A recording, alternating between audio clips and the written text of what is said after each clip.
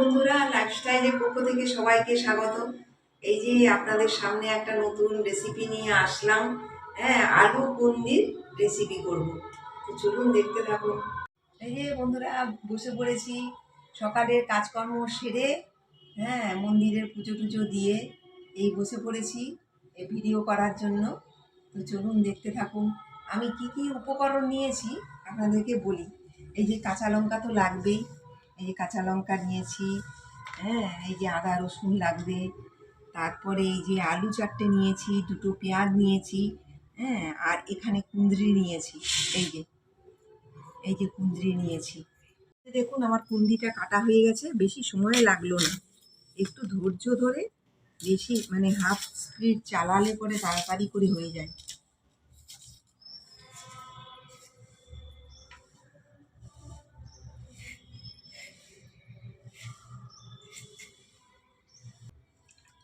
এই যে বাটতে বসে গেছি।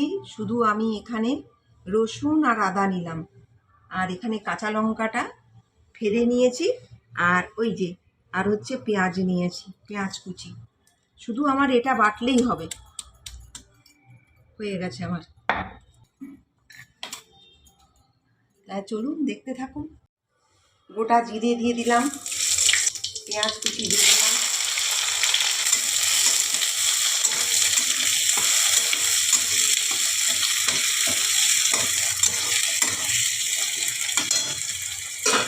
এবারে আমি আলুগুলো দিয়ে দিলাম।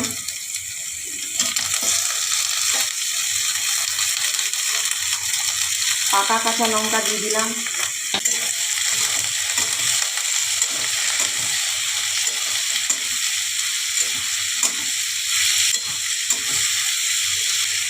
একটু হলুদ গুঁড়ো দিয়ে দিলাম।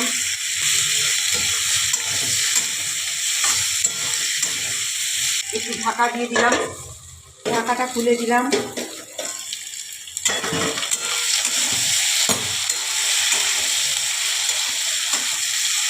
এই যে আমি আদা রসুন বেটে রেখেছি, এটা দিয়ে দিলাম।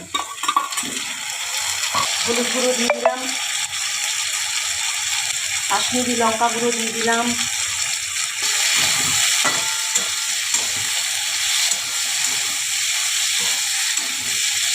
ঢাকাটা দিয়ে দিলাম, ঢাকাটা খুলে দিলাম।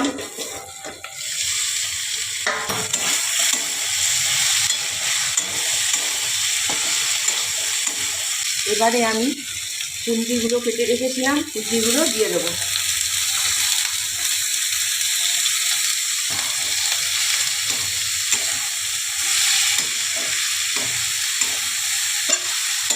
চিনি দিয়ে দিলাম, পরিমাণ মতো নুন দিয়ে দিলাম।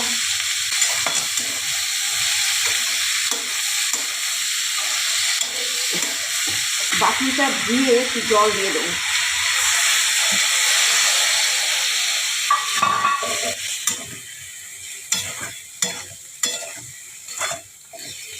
ঢাকাটা দিয়ে দিলাম। এবার ঘুরে আসছি 10 মিনিট বাদে। ঢাকাটা খুলে দিলাম।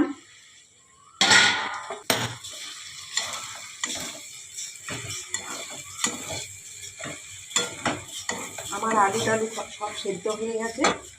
আমি কাঁচা লঙ্কা দুটো দিয়ে দিলাম।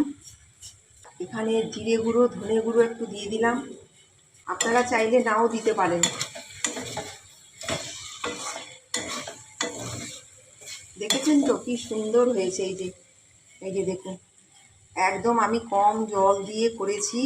শুধু আমি আদা রসুনের রসুন বাটিটা একটু ধুয়ে জল দিয়েছি। যতটা পারবেন জল কম দিবেন, তাহলে এই কুঁদরির তরকারিটা খুব ভালো হবে, খেতেও ভালো। আপনারা ঘরে ট্রাই করে দেখতে পারেন। আমি নামিয়ে দিচ্ছি, গ্যাস অফ করে দিলাম। এই দেখুন, একদম কোনো জল নেই।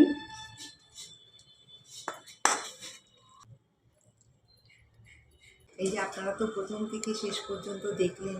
হ্যাঁ, আমার এই কুঁদরি রেসিপি কেমন হয়েছে আপনারা কমেন্ট করে জানাবেন, লাইক করবেন, সাবস্ক্রাইব করবেন আমাদের চ্যানেলকে।